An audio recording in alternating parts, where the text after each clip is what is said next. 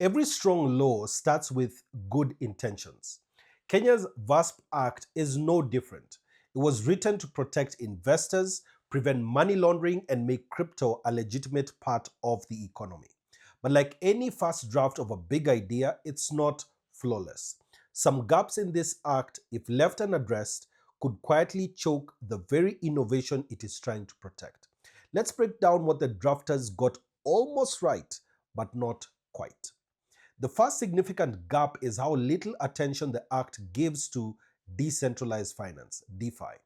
Crypto today is not just about exchanges or tokens, it's about decentralized protocols, platforms that let users lend, borrow, trade, or stake directly on the blockchain without intermediaries. Kenya's Act focuses almost entirely on the centralized players, licensed exchanges, token issuers, custodians, but says virtually nothing about DeFi operators or smart contract protocols. That's like regulating taxis but ignoring ride hailing apps. Now, to be fair, DeFi is complicated. Even global regulators are still trying to figure out how to govern systems that don't have CEOs or physical offices. But this omission creates a loophole. What happens when a Kenyan builds a DeFi platform that serves local users but has no entity behind it? Is it illegal? Is it ignored? The Act doesn't say. And that's a problem because DeFi is where most crypto innovation happens today. The second gap is overlapping jurisdiction between regulators. On paper, Kenya's multi-regulator model sounds smart: CMA for investments, CBK for payments, FRC for compliance, but in practice, it could become a tug of war. For example, if a crypto exchange offers both trading and remittance features, who licenses it? CBK or the CMA? We've seen this confusion before.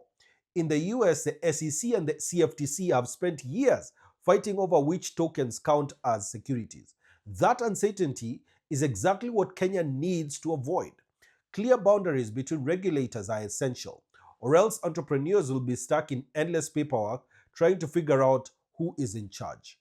The third gap lies in how heavy the licensing and compliance requirement might become.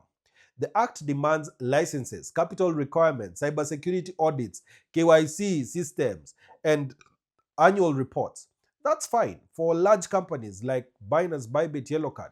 But what about small Kenyan startups trying to build new exchanges or DeFi tools? If the cost of compliance becomes too high, only foreign companies will be able to afford to operate, and local innovation will suffocate. Kenya risks turning its crypto ecosystem into a playground for international players while locking out the very innovators it is supposed to empower. This is where the sandbox concept should have come in. Singapore, for instance, has a regulatory sandbox where early stage crypto projects can operate with temporary approval while regulators observe their impact. The UAE has the same under ADGM. It's a testing zone, safe for innovation but still under supervision. Kenya's Act doesn't include such a mechanism, which feels like a missed opportunity. A sandbox would let local entrepreneurs experiment legally without facing full regulatory weight too soon. And then there's the issue of tax clarity, or rather, the lack of it. The Act is silent on how crypto transactions will actually be taxed. Does every token swap trigger a capital gains event? What about staking rewards or NFTs sold across borders? Without clear tax rules, the industry will stay confused, and confusion is the enemy of compliance. The KRA needs to publish a crypto-specific taxation framework that complements this act. Otherwise, we'll end up with the same mess the US has, where users want to comply but they cannot figure out how. The fifth oversight is around investor education. While the Act talks about protecting investors, it doesn't allocate resources for financial literacy. Most crypto scams thrive because people don't understand what they're buying. Education should have been baked into the framework, perhaps through collaboration between regulators, universities, and blockchain associations. The EU's MiCA regulation, for example, came with a public education component explaining what these new digital assets mean for everyday citizens. Kenya missed that chance. Another subtle but essential gap is interoperability and international coordination.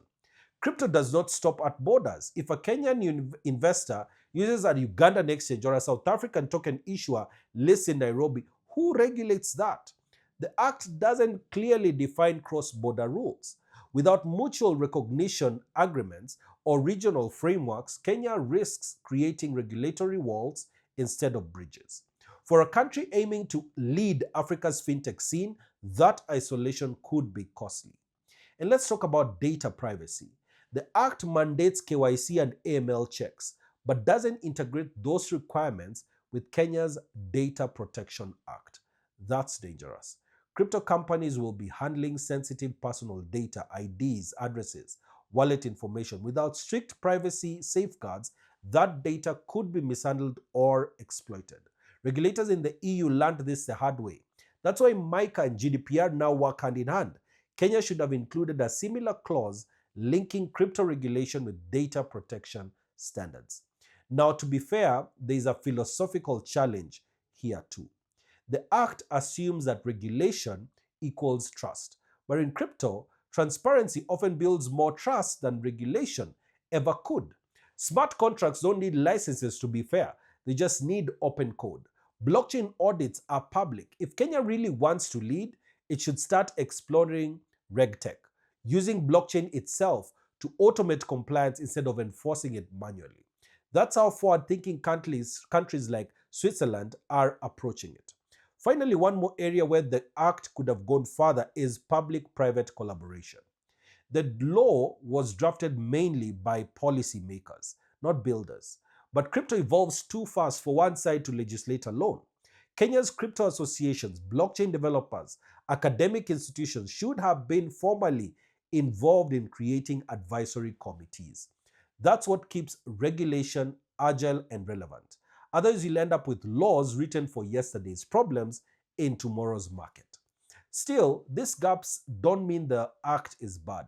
It just means it's unfinished. It's a solid framework that needs refinement through dialogue.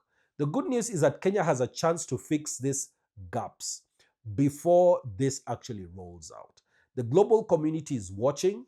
If Kenya gets this right, it could set the model for the rest of Africa. And that brings us to the next part of our journey, the upside.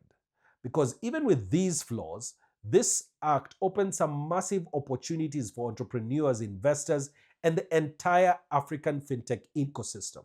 In the next episode, we'll explore what good can actually come out of this law and how Kenya could turn regulation into rocket fuel for innovation. Stay tuned for episode 4.